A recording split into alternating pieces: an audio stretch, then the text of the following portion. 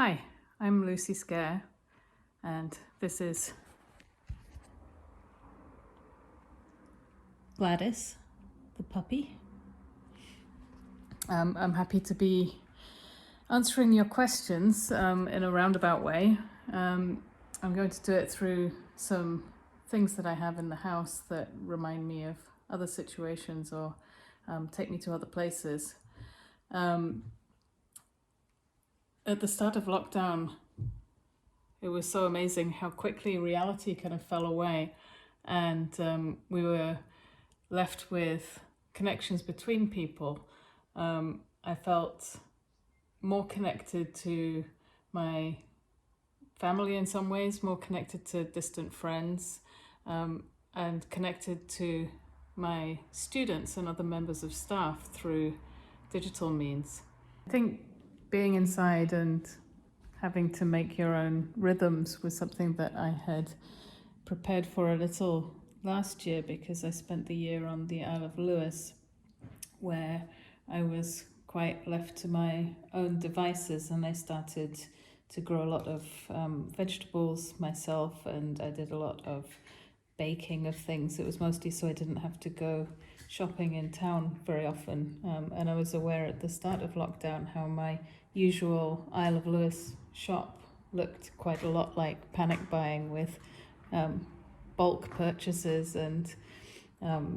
making things from scratch.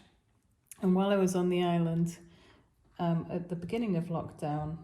people started to dig new vegetable patches, so they cut turf out in plots and dug over the land in a way that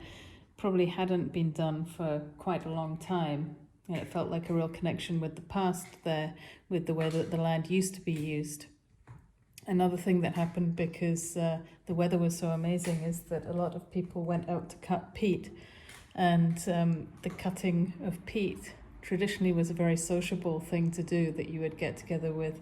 people and go out and socialize and do this job of cutting slabs of the earth to then dry and use as fuel. And that happened this year a lot also, but in a more socially distanced kind of way.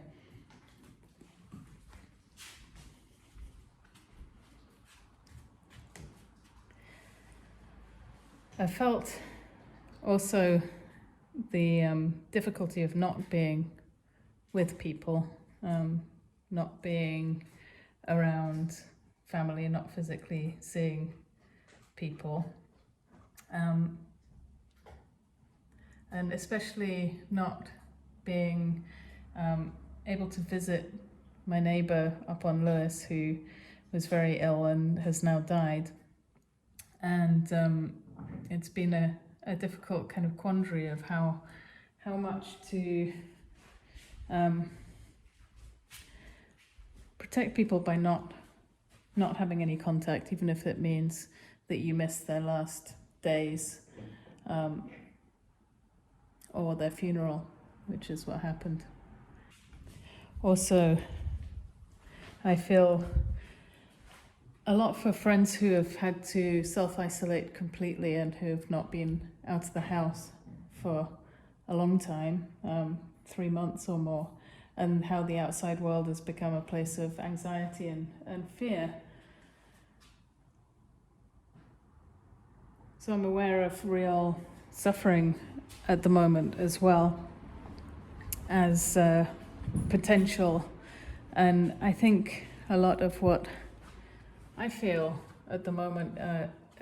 connections with people, connections that make us into a society, and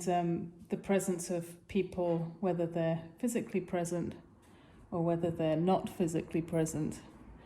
and whether they're people that you know or people that you don't know, or if they're people that you remember.